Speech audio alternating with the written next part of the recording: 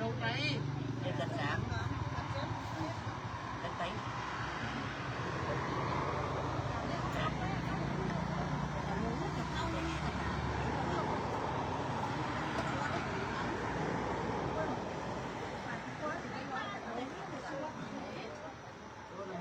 เอาเตียนที่ตู้เนี่ยเอามือนี่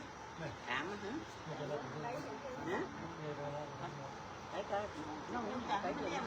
น้องไปไหนมา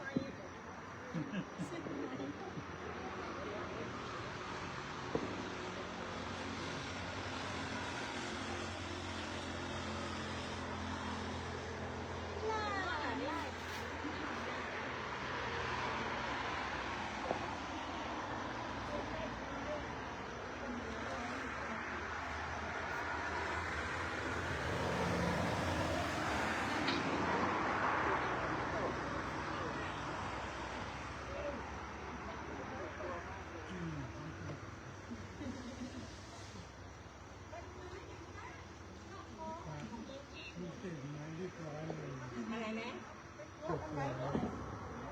ถือเป็นเทพีสันติภาพเลยลุงชูเทียนเป็นเทพีสันติภาพเลย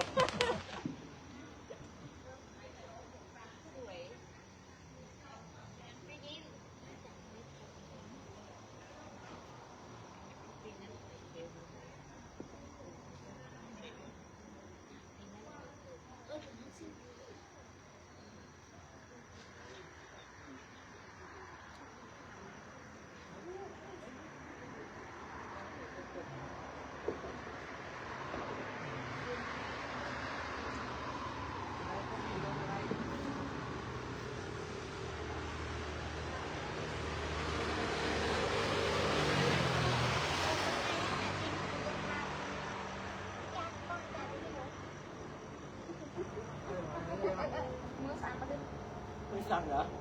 เดี๋ยวเราทำการจะที่สุดเลยครับขออนุญาตนะคะ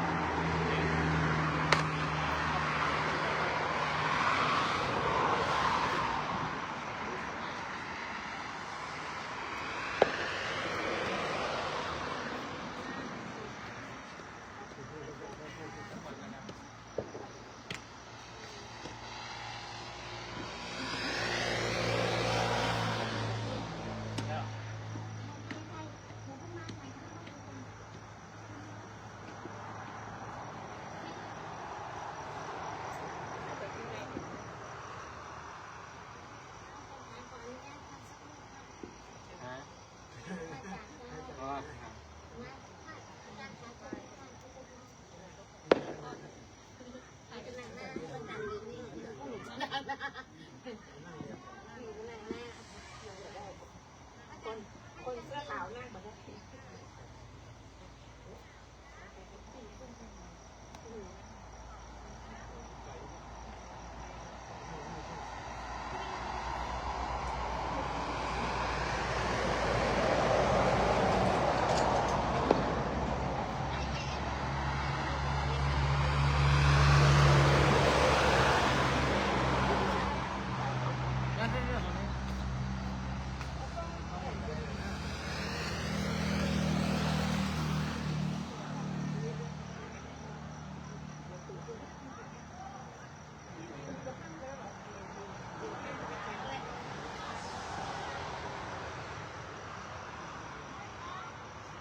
3-2-1 6นะครับ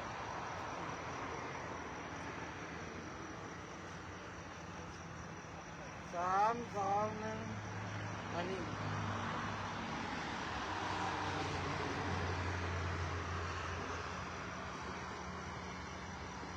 3-2-1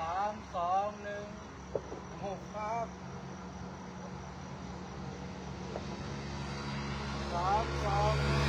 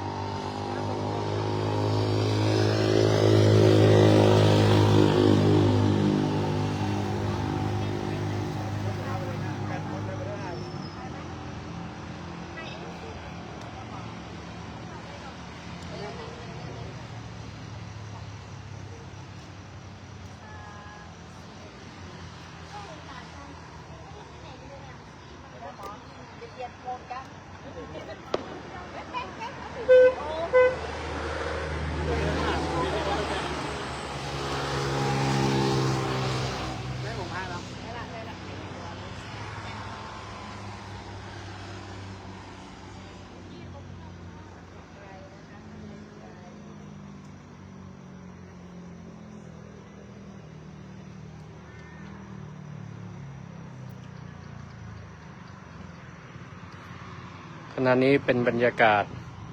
ของการจุดผางประทีป 1,000 ดวง เพื่อถวายเป็นพุทธบูชาเนื่องในวันลอยกระทง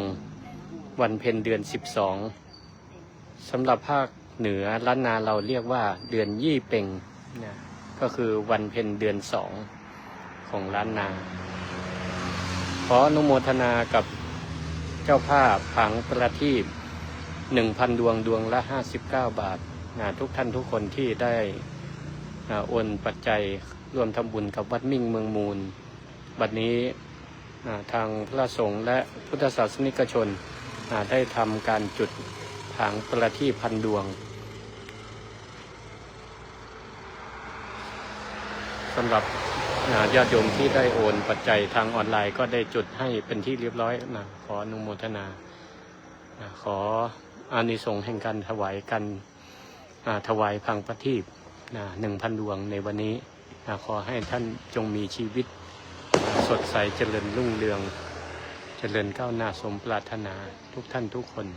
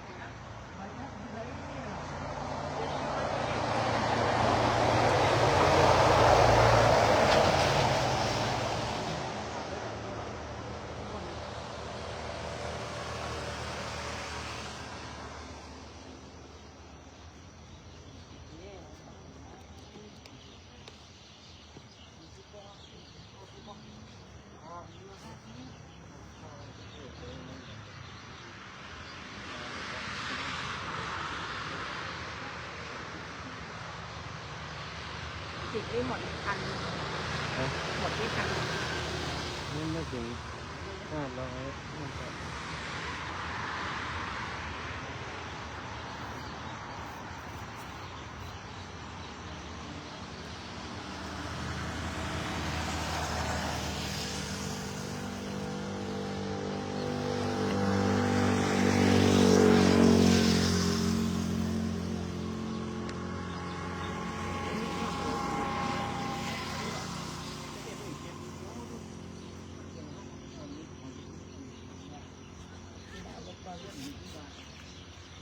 เอาของเขาเที่ยวของเขาเที่ยวดึงบ้าเออดึง